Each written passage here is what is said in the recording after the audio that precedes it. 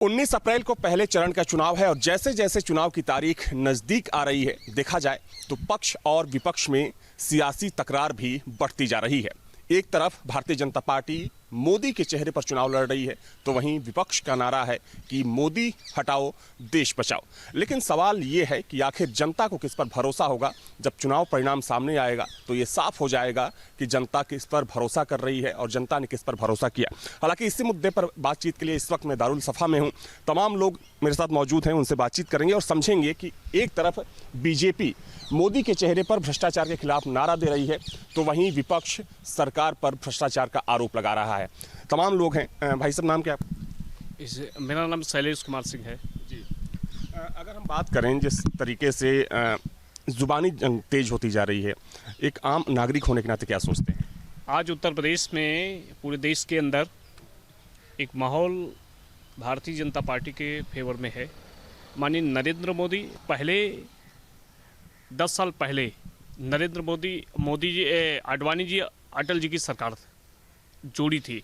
इस समय राजनाथ सिंह और नरेंद्र मोदी, अमित शाह और नड्डा जी की जोड़ी ने पूरे देश के अंदर इतना अच्छा माहौल बनाया है। देश के लिए विकास हुआ। वो भारतीय जनता पार्टी कहती है वो करने का काम करते हैं। भारतीय जनता पार्टी ने अटल बिहारी वाजपेयी प्रधानमंत्री रहते हुए भी वो कहा था धारा 370 हटाएंगे, और भारतीय जनता पार्टी ने कहा राम मंदिर हम बनाएंगे। बीजेपी भारतीय जनता पार्टी कहा वो करके दिखाया। भारतीय जनता पार्टी की सरकार बनी 17 में। उत्तर प्रदेश के अंदर माहौल इतना बिगड़ा था, उत्तर प्रदेश के अंदर कोई कल्पना नहीं कर सकता था। 5 बजे के बाद हमारी बहन बेटी निकल नहीं सकती थी। भारतीय जनता पार्टी की सरकार 17 में आने के बाद योगी जी के नेतृत्व में, माननीय राजनाथ सिंह जी ने के नेतृत्व में पूरे उत्तर प्रदेश में आज मेरी बहन बेटी रात को 5 बजे, रात को 10 बजे भी निकलती है। कोई अपराध राज्य को समाप्त करने का काम भारतीय जनता पार्टी की सरकार ने किया। बीजेपी का यह कहना है कि सरकारी योजनाओं से भ्रष्टाचार काफ़ी हद तक कम हो गया है।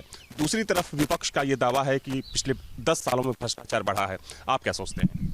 नहीं, भ्रष्टाचार बढ़ा नहीं। विपक्ष के लोग जब फंस रहे हैं तो वो नारा लगा रहे हैं कि भ्रष्टाचार बढ़ा है। विपक्षी का काम मुद्दा ही है, क्योंकि वो खुद ही अंदर जा रहे हैं तो दूसरों पर लगाएंगे ही।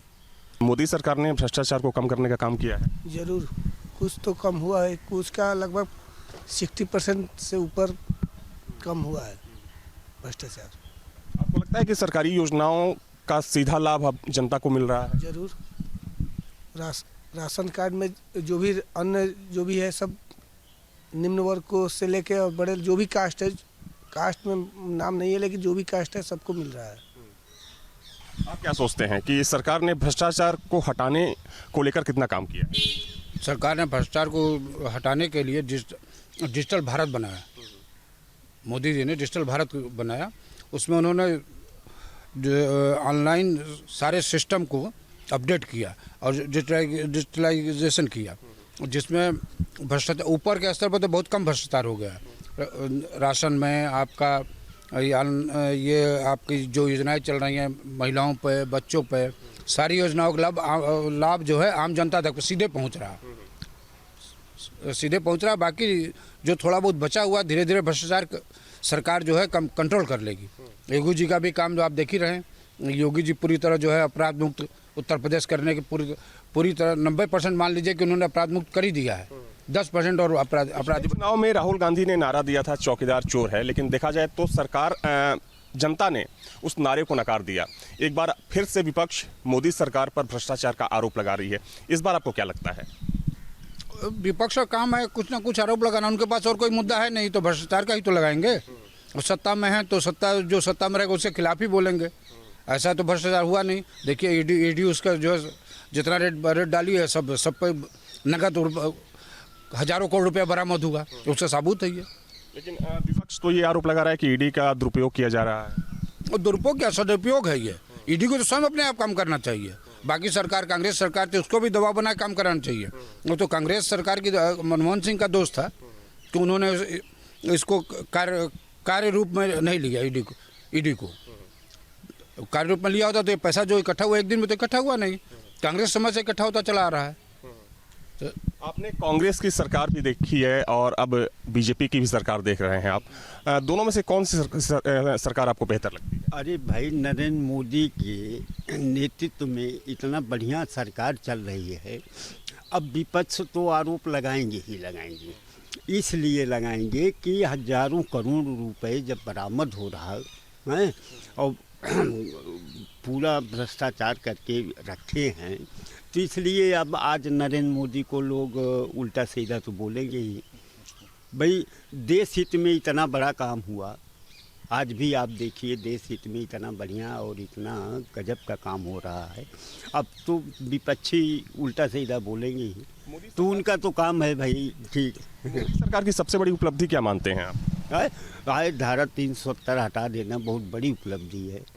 हाँ, और उस समय 2000 का नोट मतलब आतंकियों में इतना मतलब फैला था, उसको बंद कर दिया। आज विपक्ष उसी पे मतलब उंगली उठाता है कि वो तो मतलब अपना घर भर रहे, ये कर रहे, वो कर रहे। उनको क्या ज़रूरत है ये सब?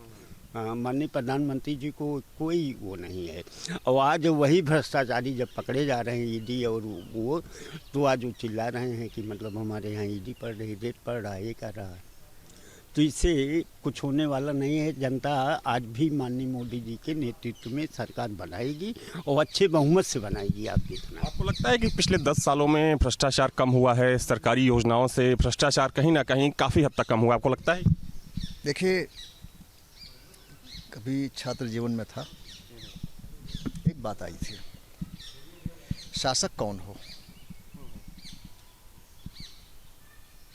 सारी चीज़ें वही डिपेंड करती हैं।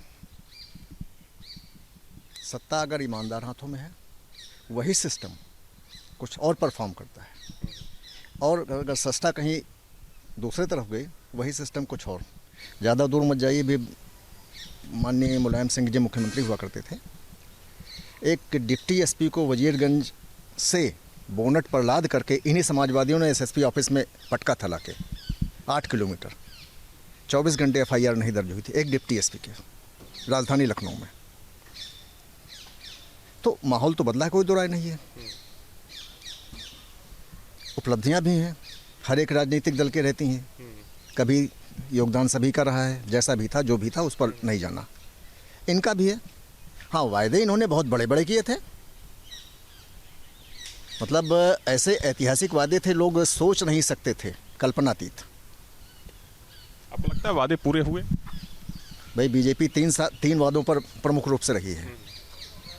समान नागरिक संहिता, राम मंदिर एंड जम्मू कश्मीर, 2 पूरे हो चुके।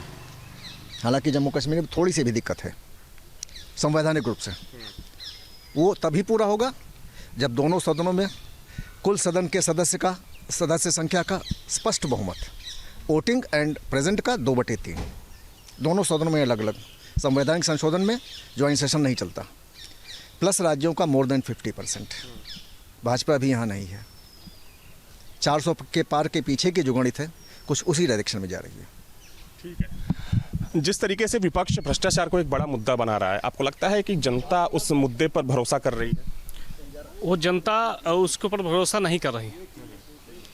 माननीय राजनाथ सिंह जी यहाँ से लखनऊ, मैंने देखा है लखनऊ पूरे में रिंग रोड के मामले में हिंदुस्तान के अंदर 17 सालों में विकास नहीं हुआ है। वो 9 सालों के अंदर माननीय रक्षा मंत्री भारत सरकार, माननीय रक्षा मंत्री लखनऊ पूरे हिंदुस्तान का नंबर 1 लखनऊ कैसे बने, इसकी कल्पना करने वाले भारत के यशस्वी रक्षा मंत्री राजनाथ सिंह जी मजबूत करके दिखाया है लखनऊ को। आज आप पूरे भारत के किसी राज्य में आप चले जाइए, एक लखनऊ को पहचान देने का काम भारत के गौरव, जन जन के नायक, उत्तर प्रदेश के पूर्व मुख्यमंत्री माननीय राजनाथ सिंह रहे।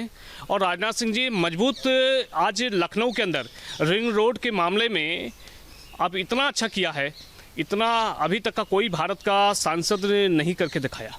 ठीक है। तो जाहिर सी बात है कि एक तरफ अगर हम बीजेपी की बात करें तो बीजेपी नरेंद्र मोदी के चेहरे पर चुनाव लड़ रही है। साथ में बीजेपी का ये दावा है कि पिछले 10 सालों में बीजेपी ने एक करप्शन फ्री सरकार देने का काम किया, तो वहीं विपक्ष इस चुनाव में भ्रष्टाचार को एक बड़ा मुद्दा बनाता हुआ दिखाई दे रहा है।